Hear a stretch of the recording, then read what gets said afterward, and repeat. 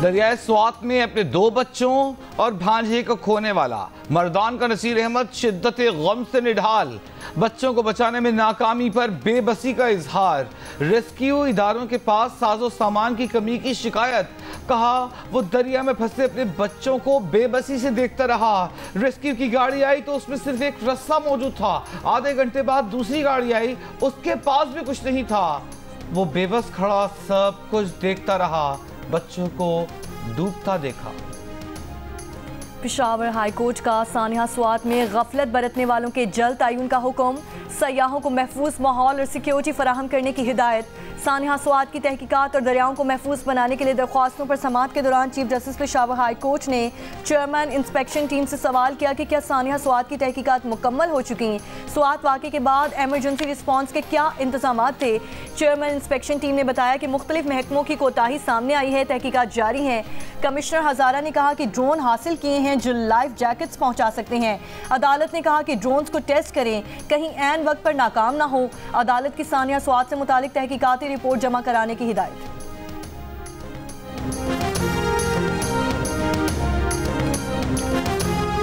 सानिया स्वात पर कमिश्नर मलाकंड की तहकीकाती report provincial inspection team को इरसाल।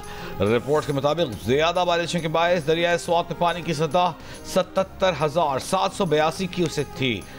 दरियाए स्वात में तामीराती काम के बायस रुख दूसरी जानिब किया।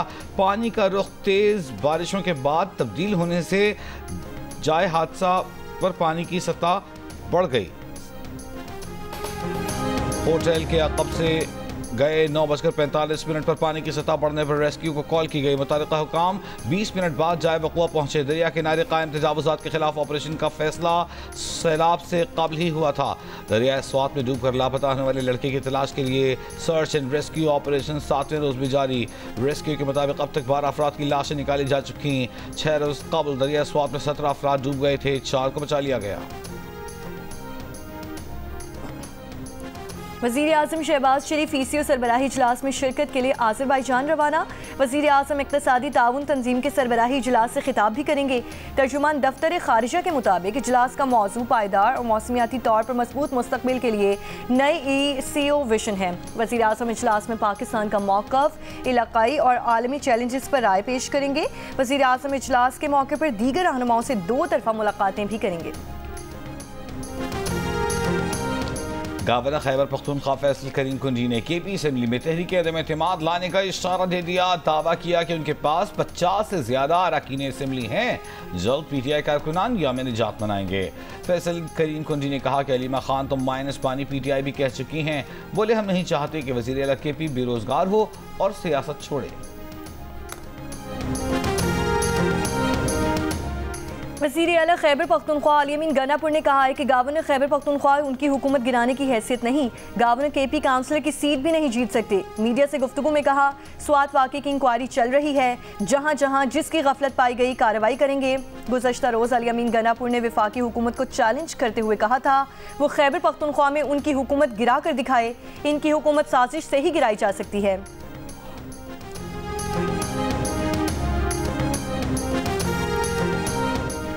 कोई ऐसा हरबा इख्तियार नहीं करेंगे जिससे खैबर पख्तूनख्वा किसी बहरान में चला जाए। गवर्नर खैबर पख्तूनख्वा की वज़ीर आज़म के साथ मुलाकात को साजिश से इबारत करना दुरुस्त नहीं। सेनेटर इरफान सिद्दीकी की जियो पाकिस्तान में गुफ्तगू। कहा अदम एतमाद एक आईनी और कानूनी चीज़ है। फिलहाल ऐसी कोई तजवीज़ किसी आला सतह पर ज़ेर बहस नहीं। वज़ीर आज़म की मुशीर राना सना ने कहा कि मौलाना फजलुर रहमान से खैबर पख्तूनख्वा हुकूमत गिराने के लिए हुकूमत ने कोई बात नहीं की। पीटीआई की बात इस्टेब्लिशमेंट से हो सकती है तो कर लें। मुज़ाकरात जब भी होंगे सियासी क़यादत के दरमियान होंगे।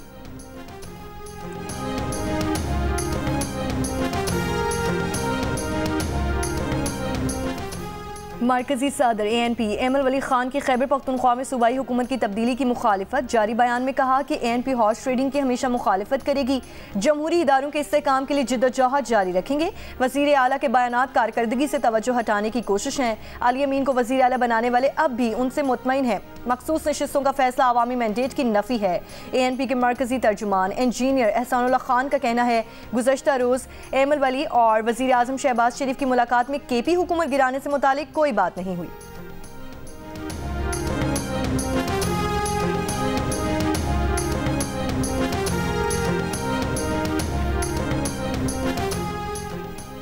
अली अमीन गंडापुर या PTI को ऑपोजिशन की जरूरत नहीं, वो खुद अपनी ऑपोजिशन है, उनको किसी से खतरा नहीं। सिंध के सूबाई वजीर शर्जील इनाम मेमन की PTI पर तनकीद।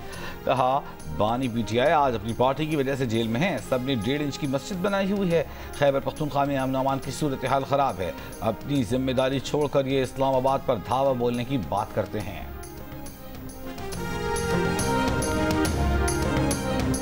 ईरान सीज फायर में वज़ीर आज़म का बड़ा किरदार है, सीज फायर के पीछे वर्दी भी है। आलमी रहनुमाओं को कायल करने में हमारे लीडर्स का बहुत बड़ा किरदार है। वज़ीर दाखिला मोहसिन नकवी की मुख्तलिफ मकातिब फ़िक्र के उलमा से गुफ्तगू।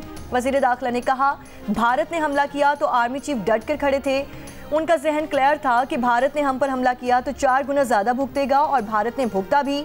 वज़ीर दाखिला की उलमाए किराम से मुहर्रम के दौरान अमन व अमान बरकरार रखने के लिए किरदार की अपील। दुनिया को इत्तेहाद का पैगाम देने के लिए 14 अगस्त के दिन फैसल मस्जिद में तमाम मकातिब फ़िक्र के उलमा को इकट्ठे नमाज अदा करने की दावत। कहा कानून नाफिज करने वाले इदारों की तरह उलमा भी बराबर का किरदार अदा करते हैं।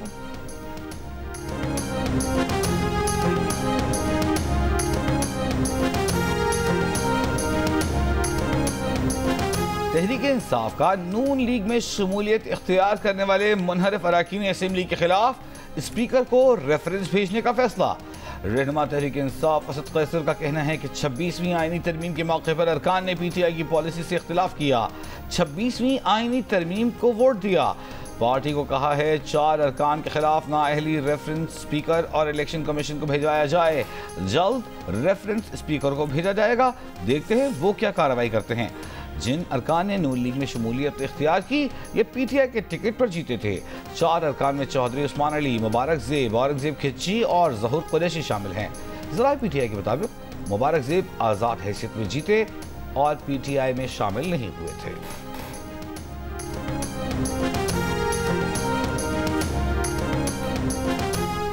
PTI के 26 अरकान के खिलाफ नाअहली रेफरेंस दायर कर चुके स्पीकर पंजाब असम्बली मलिक अहमद खान की इलेक्शन कमीशन हुक्काम से मुलाकात के बाद media talk.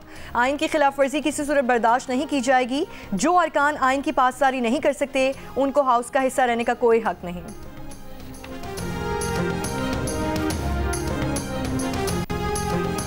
Governor Khyber Pakhtunkhwa Faisal करीम कुंजी का लेडी रेडिंग अस्पताल का दौरा, बाजोड़ धमाके के जख्मियों की अयादत की। कहा धमाके के जख्मियों को इलाज की बेहतरीन सहूलियात फराहम की जाएँ।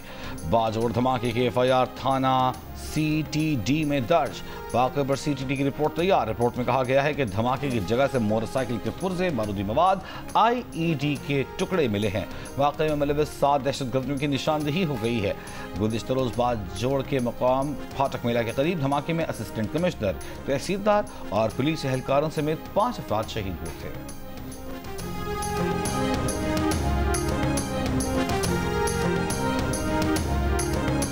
बानी PTI की बहन अलीमा खान का कहना है कि बानी PTI को तन्हाई में डालकर माइनस करने की कोशिश की जा रही है। बातचीत से मुतालिक बानी PTI का पैगाम क़यादत तक पहुंच गया होगा। बानी PTI ने कहा है कि इस हुकूमत को कबूल नहीं करना, चाहे वो सारी जिंदगी जेल में रहें।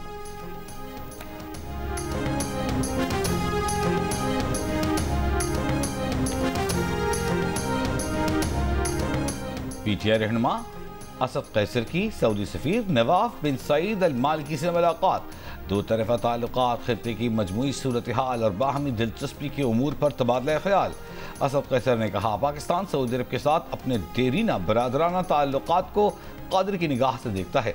सऊदी सफीर ने कहा कि सऊदी अरब पाकिस्तान को एक मुस्तहकम, खुशहाल और तरक्की याफ्ता मुल्क देखने का ख्वाह है।